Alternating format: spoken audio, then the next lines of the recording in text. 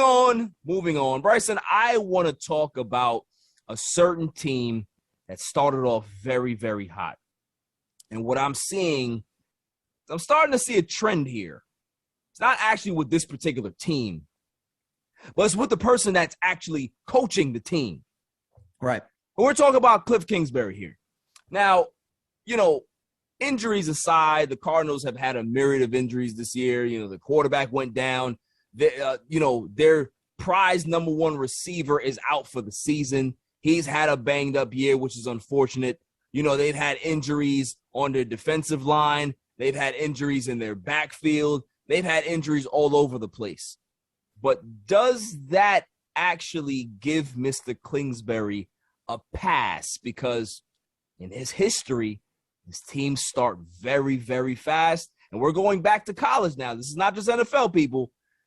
You look at the stats. They start off good, and then they drop off the table. Not even just have a struggle or two where they're like maybe a game under 500. They literally drop off the table bad.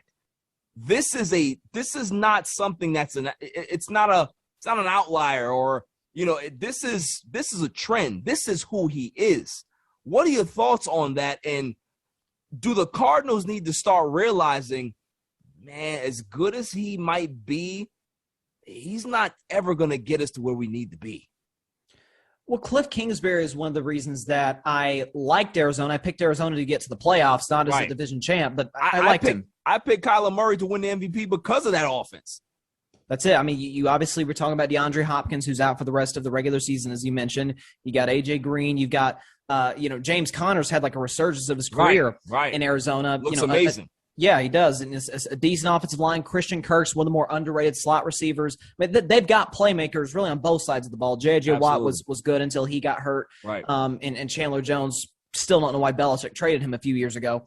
But just didn't want to pay him. What? He just didn't want to pay him. Oh, yeah. But when you look at both sides of the ball, star power galore. And the pieces fit, by the way. It's not like you're just kind of throwing crap together and hoping it sticks. No, this works. And with Kliff Kingsbury, does he lack leadership? Does he lack – because, I'm sure we may get to Mac Jones later. Part of my concern with Mac Jones and part of my concern with Kliff Kingsbury, once the best coaches in this league get film on you and get film on your team, that's when we know how good you are. Right. Out the season, we've had plenty of early season frauds in the NFL. I mean, Cleveland started 3-1, 4-1, and look where they are now. Right. So this happens. So with Kliff Kingsbury, you're seeing a guy who, let's be honest, got the job due to some Sean McVay sort of he's young, he's exactly of a certain, maybe complexion. And so maybe he can work and he'll develop this young quarterback into a superstar. And I got to admit, I don't think some of the Kyler Murray superstardom stems from Kliff Kingsbury. I think it's the fact that he's just good. He's just good. Yeah. He's elusive. He can run. He's got a rocket arm. He throws a beautiful football. His accuracy, although hasn't been in recent weeks, but all the way around is unbelievable. At one point, he's completing like 70-something% of his passes. It was crazy.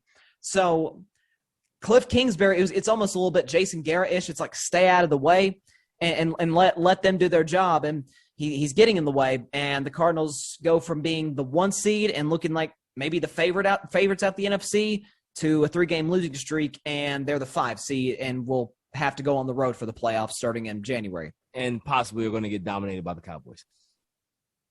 Next week, I hope so. Yeah.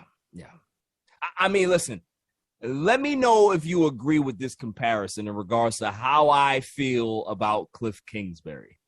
Kliff Kingsbury is the Mike D'Antoni of the NFL. I don't think it's as good as Mike D'Antoni. At the very least, Mike D'Antoni has some great offensive teams. Right. Phoenix and the Knicks, and not much with the Lakers, but with Houston, it was. Well, why do you have to do that? Well, I'm just going through his coaching history. Why can't you just highlight the highs? You don't have to put that. You don't have to do that. Well, you said Mike D'Antoni as if it was an indictment on Kliff Kingsbury. It is. I listen to me. I would love the Mike D'Antoni, sort of feel like Mike D'Antoni. The better comparison for him to me is Lincoln Riley. Like that's probably the better. Hey! Don't talk about Lincoln Riley. I love Lincoln Riley. I'm just saying. All right. Listen, I don't like Mike D'Antoni's coaching style. That's why I threw a shot at him. But I see what you're saying. I think that Kliff Kingsbury has to work up to be Mike D'Antoni, but he has the same choke ability that Mike D'Antoni has, because what is it? What do you think is the problem? Is it just bad luck, or he's just really choking up as the season goes on because the pressure is starting to mount? You know, when the season starts and nobody really expects much out of you, you can be able to, you know, loosen up and try different things and, you know, kind of be more aggressive. But as the season gets later and there's stakes involved, right? Playoff seeding, there's division titles on the line. Do you think that's the reason why he kind of looks like, I'm playing not to lose rather than playing to win? Well, for the most part, you talk about bad luck. For the most part, I don't believe in bad luck as a whole. Okay. I think that there's an old saying, you know, fortune favors the bold, and I could say fortune favors the best. Why does it seem like Tom Brady teams, Aaron Rodgers teams seem to get the benefit of a lot of officiating calls? You know, they put themselves in positions in games where, hey, they don't necessarily need an officiating break, and you do. Right. And so in the case of the Cardinals, I don't think that's it. I think when you saw what they did with Bruce Arians for that short time in 2014 and 15 with Carson Palmer, I think if you plug the right guy in there, I don't think it's like some Arizona Cardinals curse. You know, obviously they've never won a Super Bowl, but I don't think that's necessarily hanging over the team, because no one really talks about like a big curse over the Cardinals or something. Well, I don't necessarily mean a curse over the Cardinals. I mean like bad luck with him. Like is it just something where it's just like it's unfortunate that it's just happening, or is this really who he is? You know what I mean? I mean, I think his history shows you it's who he is. Right. You know, he had a losing record at Texas Tech with Patrick freaking Mahomes. I don't even know how that's possible. I don't know either. He had some horrendous defenses. You remember that Patrick Mahomes Baker Mayfield game in 2016? Right. I mean, Mahomes put up like a 40 or 50 burger and lost by double digits. I mean, that's kind of the thing with Kliff Kingsbury is some way it's going to kind of fall apart. And so whether that's defensively, whether it's Kyler doesn't look the same as he did pre-injury, it's always something. It's always something with Kliff Kingsbury. Something. And when you look at culture builders, I don't think he's one of those guys. No, I agree. And that's what you need. I criticized Nick Sirianni when the Eagles hired. Actually, I think we both did. We did an IG Live earlier this year. I crushed that guy. Crushed him. But I'm like, to his credit, the Eagles have an identity. They run the football. They know exactly who they are. I don't think the Cardinals really know who they are. They know they're talented. They know they're going to be in the playoffs. They know they got an unbelievable talent in Kyler Murray. But who are we? What basis do we have that we can be a championship level team? And that's where the coach has to come in. And I don't think Kliff Kingsbury is that guy. Plain and simple. All right, here's a Dallas Cowboys question for you. Okay. Would you trade Mike McCarthy for Kliff? No. At least Mike McCarthy's won a Super Bowl.